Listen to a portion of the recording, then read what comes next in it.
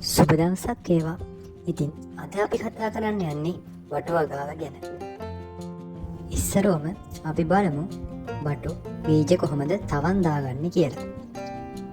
ඒකට මම මේ වගේ පොඩි පාත්තියක් පාවිච්චි කරනවා. මුලින්ම මේ පාත්තියේ තියෙන වල් පැලෑටි ටික ගලවලා ඉවත් කරලා ඒක ටිකක් හොඳට මුල්ලු කරගන්නවා. ඊට පස්සේ ඒ පාත්තියට කොම්පෝස්ට් දාලා අපි ඒක ගානට මට්ටම් කරගන්න ඕනේ. ඕගොල්ලෝ ගාව තියෙනම් මේකට කරදහයිය ටිකක් එක් කරගන්නත් පුළුවන්.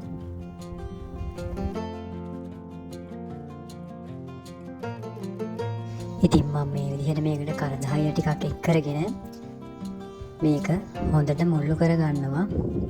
ඒ කියන්නේ මේක පස් එක්ක මිශ්‍ර වෙන විදිහට හොඳින් කලවම් කරගන්නවා.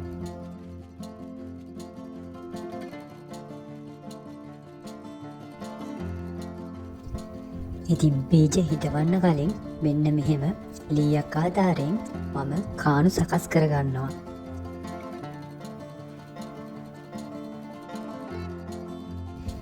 ඉතින් මෙහෙම අපේ පාත්තියේ කාණු ටික සකස් කරගෙන ඉවර වෙලා අපිට බීජ ටික මේ කාණු වලට දාගන්න පුළුවන්. ඉතින් වම්බඩු ගත්තාම වම්බඩු වල ප්‍රභේද කිහිපයක් තියෙනවා. ඉතින් මං අද මේ හිටවන්න පාවිච්චි කරන්නේ ලේනීරි කියන වම්බඩු ප්‍රභේදය.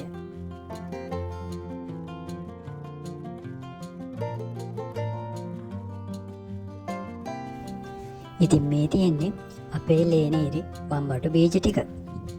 අපි මේ ටික කාණු වලට ටිකක් දුරින් දුරින් ඉය ගන්න ඕනේ.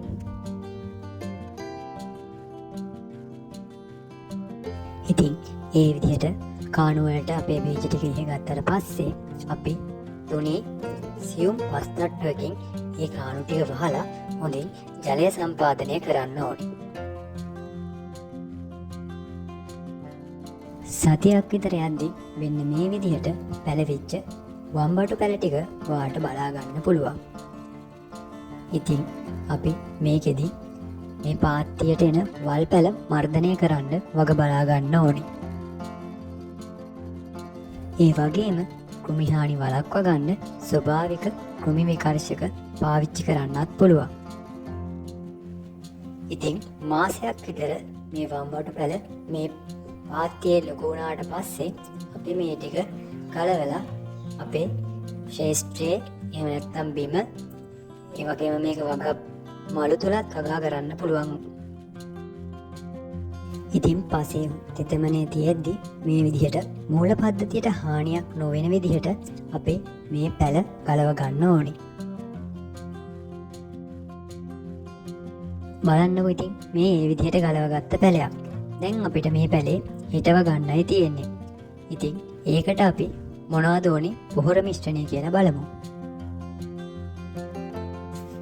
ඉතින් මේ වම්බටු පැල ඕගොල්ලන්ට වගා මල්ලක වගා කරනවා නම් මතු පිටපස් කොටස් දෙකකට කොම්පෝස්ට් කොටස් එකයි කරදහය කොටස් එකයි මිශ්‍ර කරලා වගා මාළු හදාගෙන ඒ වගා මාළු තුළ මේ වම්බටු පැල හිටව ගන්න පුළුවන්.